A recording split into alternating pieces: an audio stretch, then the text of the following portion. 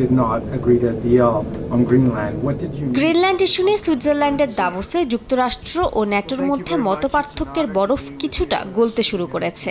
যদিও মার্কিন প্রেসিডেন্টের বিতর্কিত এক মন্তব্য নিয়ে যুক্তরাজ্য জুড়ে শুরু হয়েছে চরম উত্তেজনা। ফক্স নিউজকে দেয়া এক সাক্ষাৎকারে ট্রাম্প দাবি করেছেন, আফগানিস্তান যুদ্ধের সময় ন্যাটোর সদস্য দেশগুলো সেনা সদস্য পাঠালেও তারা ফ্রন্ট লাইনের বাইরে ছিল। একই সঙ্গে তিনি বলেন, যুক্তরাষ্ট্র ইউরোপ সহ মিত্রদের জন্য অনেক কিছু করেছে, তবে বিনিময়ে ওয়াশিংটন বিশেষ কিছুই পায়নি। ট্রাম্পের মন্তব্যকে কেন্দ্র করে ক্ষুব্ধ প্রতিক্রিয়া জানিয়েছেন ব্রিটিশ পার্লামেন্টের সদস্যরা। লেবার এমপি এমিলি থানবেরি বলেন, মার্কিন প্রেসিডেন্টের এমন মন্তব্য অত্যন্ত অপমানজনক। লন্ডন সবসময় ওয়াশিংটনের পাশেই ছিল বলে দাবি করেন তিনি।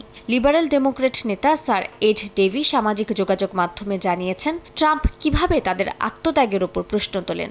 একইভাবে কনজারভেটিভ এমপি বেন ওবিসজেকটি মন্তব্য করেছেন, যুক্তরাজ্য এবং ন্যাটো অংশীদারদের আত্মত্যাগকে ট্রাম্পের এভাবে হালকাভাবে দেখা অত্যন্ত দুঃখজনক। আপনাকেই বলছি, ইন্স্যুরেন্স করলে সিটিতে সুরক্ষা পাবেন নিশ্চিত।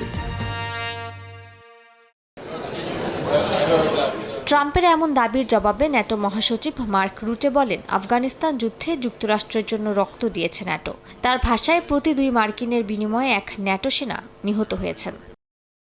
ব্রিটিশ গণমাধ্যম দ্য গার্ডিয়ানের তথ্যমতে 20 বছরের আফগান যুদ্ধে ন্যাটোর মোট 3486 সেনা নিহত হন, যার মধ্যে মার্কিন সেনা 2461 জন, যুক্তরাজ্যের 457 সেনা নিহত, কানাডার 165 জন প্রাণ হারান। জার্মানি, ফ্রান্স, ইতালি সহ অন্যান্য দেশও ক্ষয়ক্ষতির মুখে পড়ে। মালিহা সুহরওয়ার্দী, সময় সংবাদ।